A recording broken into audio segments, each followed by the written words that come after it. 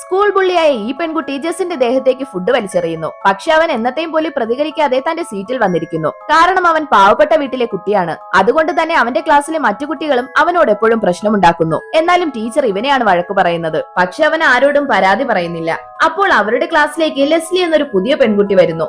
ആ സ്കൂൾ ബുള്ളിയായ പെൺകുട്ടി ലെസ്ലിയോടും പ്രശ്നമുണ്ടാക്കുന്നു. ലെസ്ലിയും അവളെ എതിർക്കാതെ പോകുന്നു. അതിനുശേഷം ഗ്രൗണ്ടിൽ വെച്ച് ഒരു റണ്ണിംഗ് കോമ്പറ്റീഷൻ നടക്കുന്നു. അപ്പോൾ ലെസ്ലിയും അതിൽ പങ്കെടുക്കാൻ വരുന്നു. ഒരു കുട്ടി അവളോട് ഇത് ആൺകുട്ടികളുടെ റേസ് ആണെന്ന് പറയുന്നു. ഉടനെ ജസ് അവനോട് അവൾ മത്സരിക്കുന്നതിന് നിനക്ക് പ്രശ്നം എന്താണെന്ന് ചോദിക്കുന്നു. പിന്നീട് അവൻ അവളോട് ഒന്നും പറയുന്നില്ല.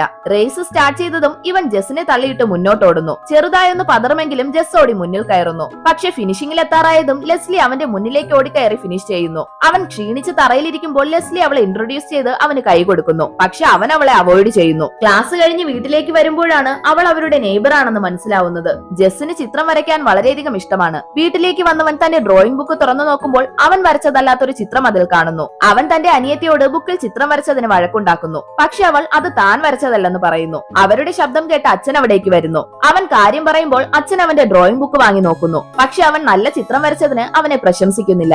അതിനുശേഷം അവൻ വേസ്റ്റ് കളയാൻ വരുമ്പോൾ അച്ഛൻ അനിയത്തിയോട് വളരെയധികം സ്നേഹത്തോടെ ഇടപഴകുന്നത് കാണുന്നു. അവനും അങ്ങനെയായിരിക്കാൻ ആഗ്രഹം തോന്നുന്നു. അതിനുശേഷം സ്കൂൾ ബസ്സിൽ വെച്ച് ഇവൻ ചിത്രം വരയ്ക്കുന്നത് കണ്ട ലെസ്ലി എത്തി നോക്കുന്നു. പക്ഷെ ജസ് ബുക്ക് അടച്ചു വെക്കുന്നു. അത് കണ്ട ലെസ്ലിക്ക് വിഷമം തോന്നുന്നു.